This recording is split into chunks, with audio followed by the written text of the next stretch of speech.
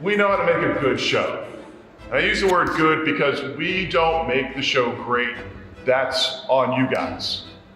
And we've just given you the foundation for you to succeed, and it's how far you decide to take it.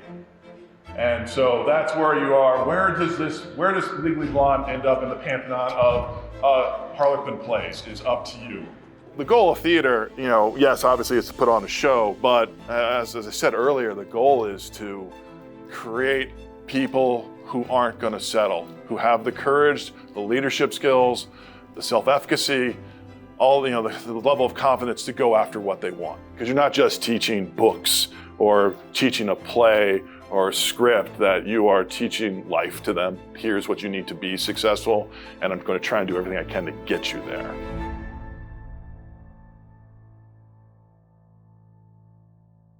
So can you just start off by telling me your name and your role here at Patuxent High? Yeah, I'm Alan Price. I'm currently Patuxent High School's theater director. I spent 15 years as an English teacher here before I transitioned into becoming the theater director.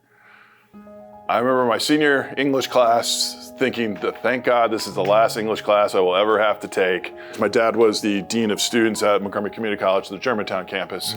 And he had us go there, and I met Professor Nake, who was probably the most inspiring English teacher I have ever encountered. And then it just kind of took off from there, where I got even more amazing professors that just lit a fire under my butt to really become this English teacher.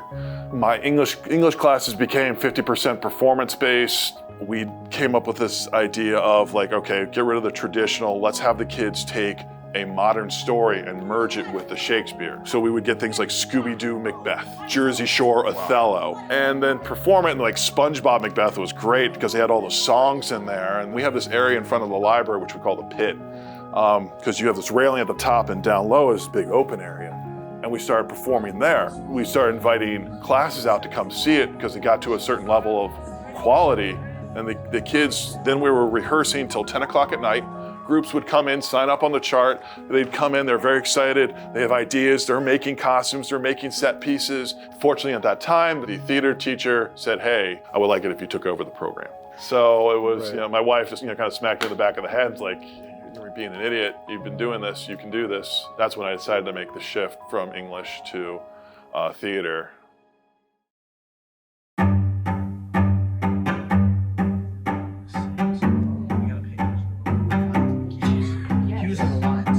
Open back doors will bench.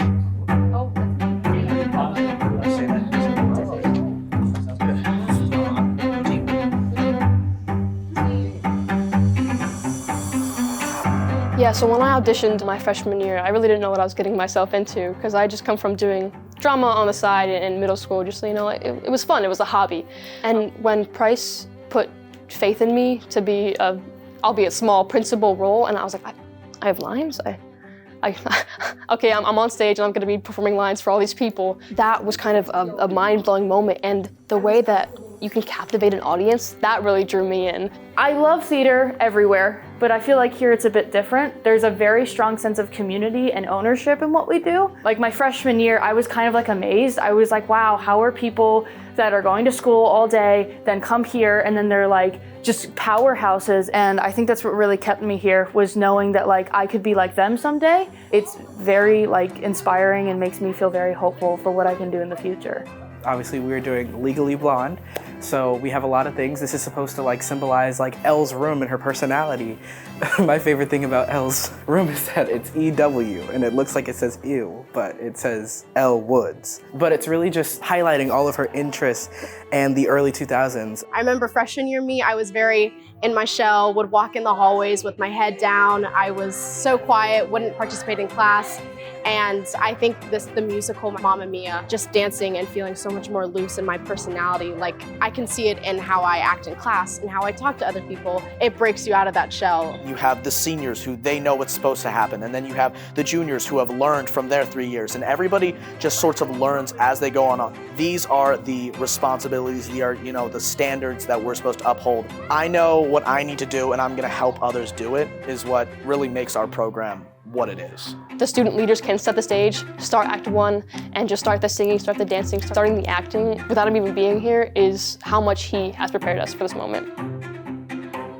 The first time I got to visit Alan's program was in the winter of 2024. From the moment we got there, Alan greeted us. Beyond that, we honestly didn't hear much from Alan. He really handed us over to his students, and it was his students who invited us into that space and into that program.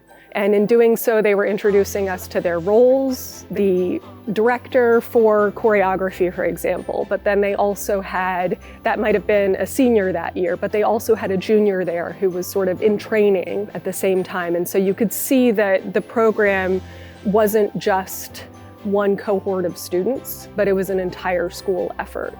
The first time you guys came down, running Act 1, and when we do the run Act 1, when they see the kids see that on the schedule, they instantly know that I am seeing where they are running the show. The student leaders, Garen is backstage making corrections. The stage managers are backstage making corrections. You hear all the talk over the radio. They're all making their notes. And I always tell them the less I have to talk at the end, the more that they're talking is they're doing it right. One of my favorite games is watching Garen, or my student director, and I see something on stage I don't like, and I'm like, is Garen gonna go fix this? And I wait, and up, there goes Garen. You can see her across the stage, and she's gonna go fix it. And so I know I don't need to take care of it, Wow. So I don't even need to reinforce the fact. I'll just tell Garen, I'll talk to quick Garen at the end, and like, great job catching all these things. Yeah, Jordan, we moved you up, right? Remember? Yeah, retake center, you go there, 3 and 3. Yeah, there we go. Pass it over here. My family has always loved theater. My mom took me to theater since I was young. They were looking for a lighting person. I knew I wanted to do something more with tech, but I did not want to act. So I said, I want to do lights. And then next year I did lights. Theater is kind of my place in the school. It feels like home.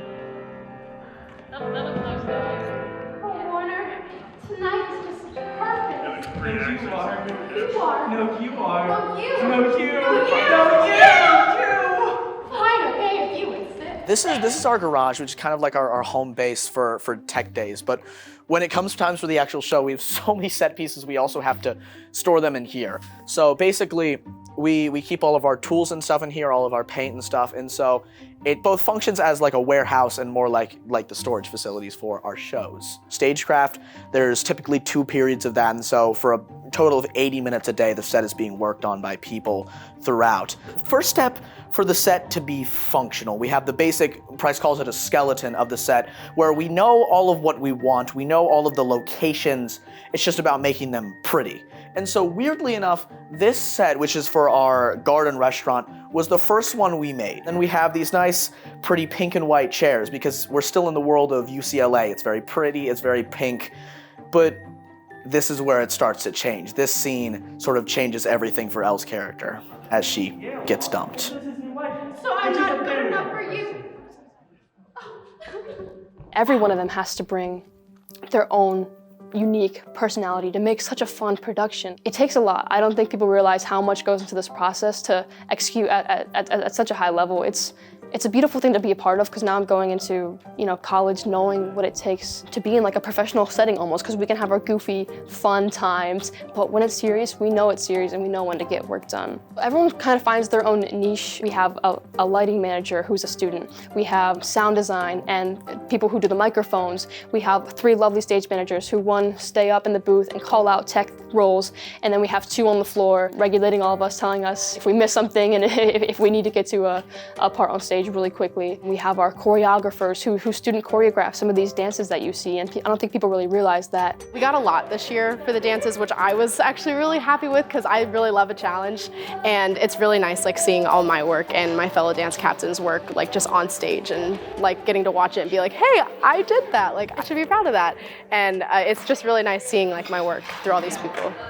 And the one great thing about being a theater director is you watch a lot of students from their freshman year to their senior year, and you really get to see how theater and performing arts in general just affects a child, because you're teaching all these problem-solving techniques and thinking strategies. Things like fluency, things like decoding words, again, deepening comprehension of a text, all of those fundamental skills for learning to read, learning to understand literature, those are essential for really doing theater well. Performing arts is so misunderstood. I'm happy to have an administration that, while they might not completely understand us, they know that we're important and what we do is important. I mean, I would love for policymakers to make it universal throughout the state of Maryland to have a performing arts pathway. I think it's such an important avenue for students to be able to explore that is yet to really materialize. So that's there we go, boom. We just passed it. It just kind of proved. Yes, yeah. Okay, well, so what do we do?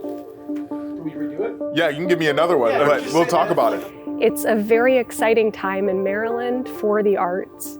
We are working really hard at the state level to be able to build out arts pathways for high school students in the state.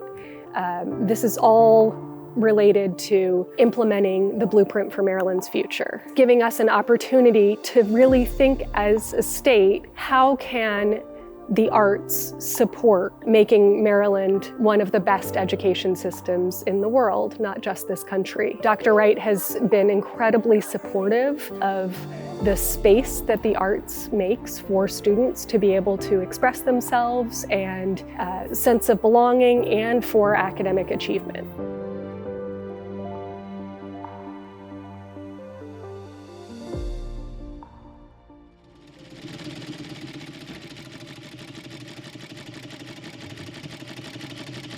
Okay. Do you want to look there or look at him? Hi. Okay. Welcome to room 112. This is our costume room. This is where all the fun magic happens. So let's go inside. This is our magic room. It's actually the family consumer science room, so we've got the kitchens in the back. Over there, that's Miss Price. This is her domain. She teaches here in the mornings with her cooking classes. So this is where we have our iron, whatever. Right here, this is Lily. She's one of our seniors on the costume team. Like my second hand, I give everything to her. I say, hey Lily, I can't do this, you go do it, and she will. What are you working on right now? I'm seam ripping the part of the skirt that I messed up. But I'm just...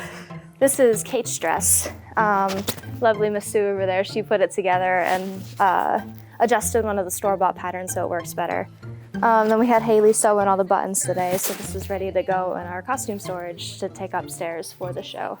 So also, lovely Miss Sue, fantastic woman. She's got this embroidery machine at the house, and so she made these applique, like UCLA patches. Since it's a modern show, we can make like fun modern clothes, like we're making all of the cheerleader outfits, and we've got these really cute like Santa capelets that I am absolutely in love with. We've got this one scene where it's like the passage of time.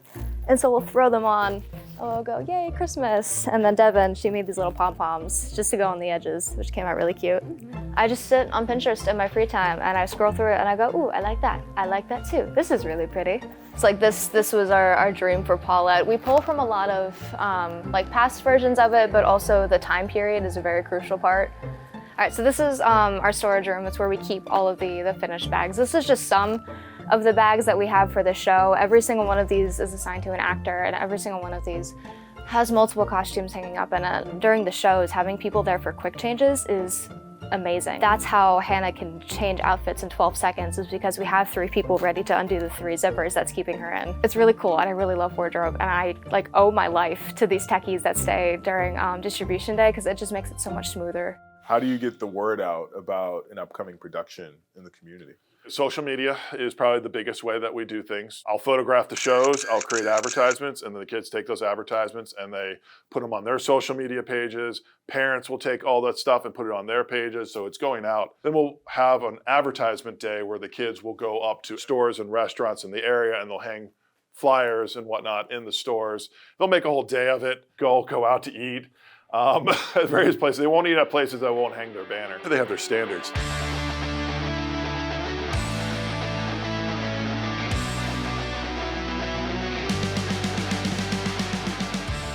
So we just finished a whole shopping plaza We got a lot of yeses, which is surprising because here we don't normally get a lot of yeses. So it was nice to see a bunch of like different communities saying yes to us for the first time. So good success. We just walked out of a store, and the mail lady came to us, and she was like, "Oh my gosh, you guys are doing Legally Blonde?" And we're like, "Yeah." And she goes, "Who's playing the?" It's you, isn't it? This is Elwood. So, just that interaction alone gets our word out into the community, and it's a wonderful thing. And now we have one person who's definitely coming to the show, so it's great. We got one headlight in, one headlight out. So we're gonna head back a little early because we should get that fixed right away and stay off the road. So yeah, that's where we end.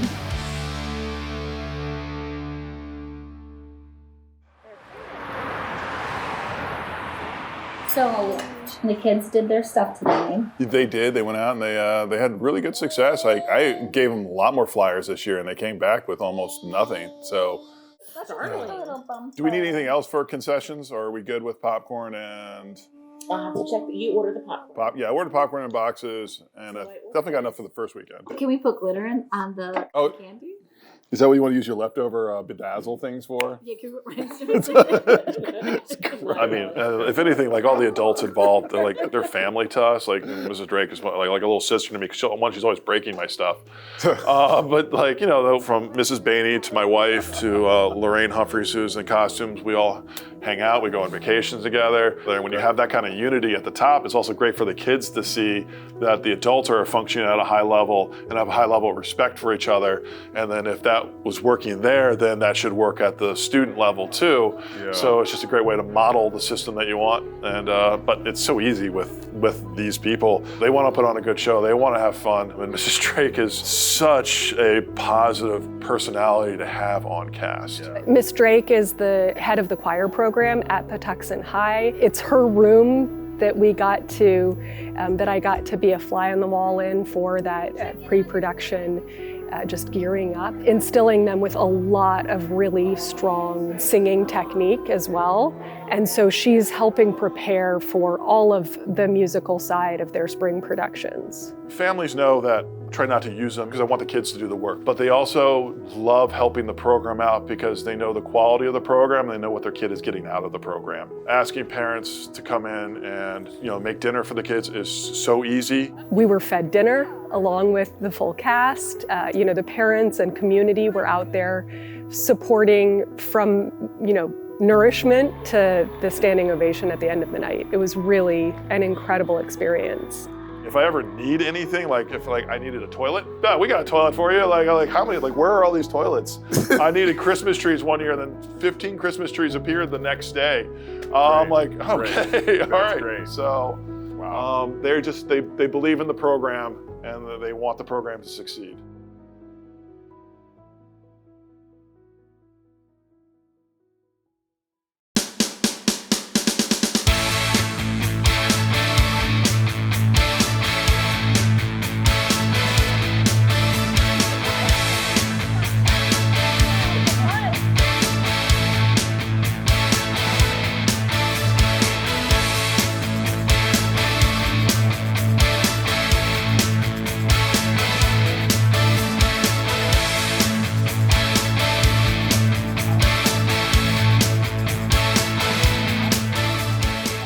Makeup room. I love this place. I come here all the time. And this is a hair station. Please wave. There's a system. Like for example, here are the palettes, and then here are the blushes and contours, and then the lipsticks. So it's easy to find. So this is my makeup station. The process of picking out what I was going to do for her makeup was her personality and also her features, and it's a very fun process to pick out what I was going to do for her makeup.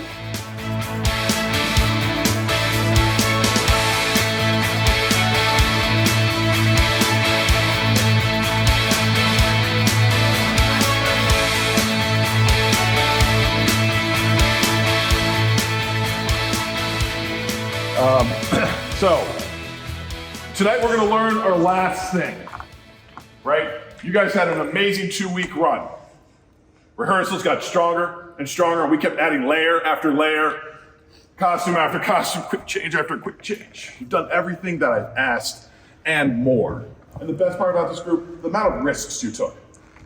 The level of creativity you gave. You didn't, like, I'm just gonna try this. If it works, it works. If it doesn't, I'm gonna try something else.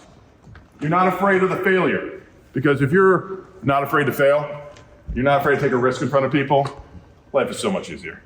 I mean, I think that's one thing that people really don't understand a lot about theater is the failure aspect of it is there's so many different versions are being put out there.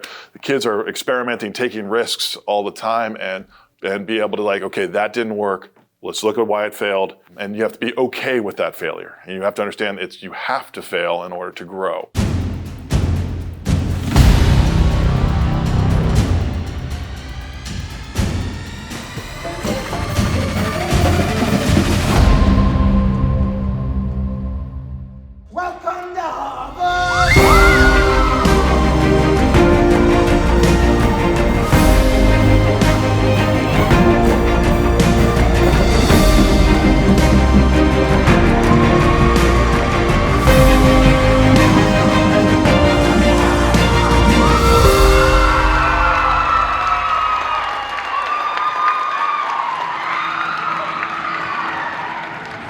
Bryce, none of this would have been possible without you.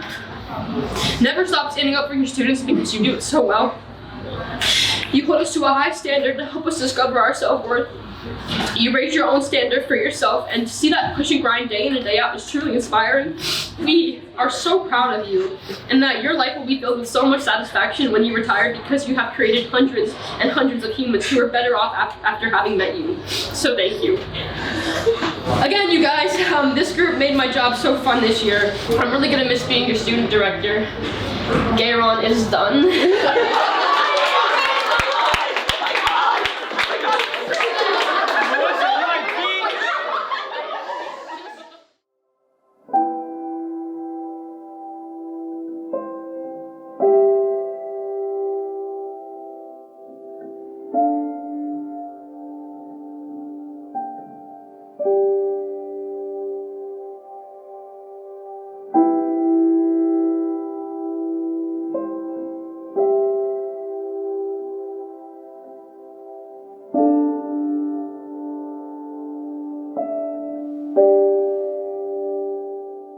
What do these kids mean to you, and is it hard letting them go at the end of the year?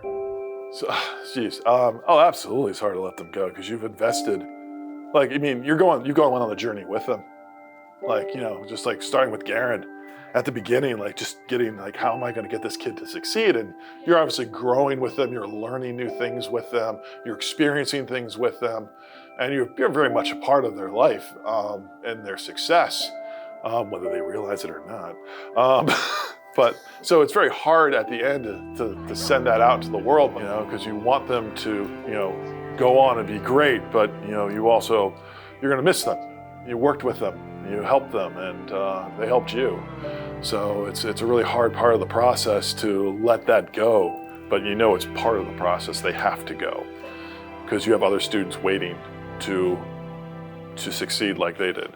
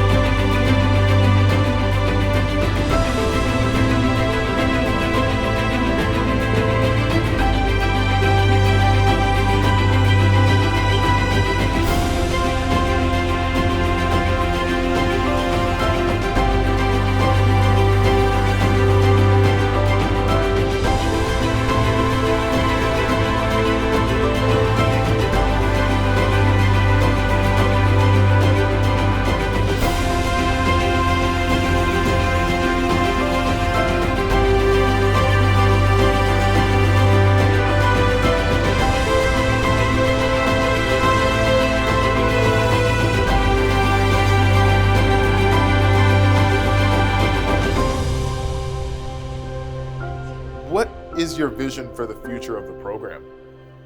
Where are you going? Where are you taking the kids? Gosh. The future of it is still trying to pump out the strong student leaders, high quality shows.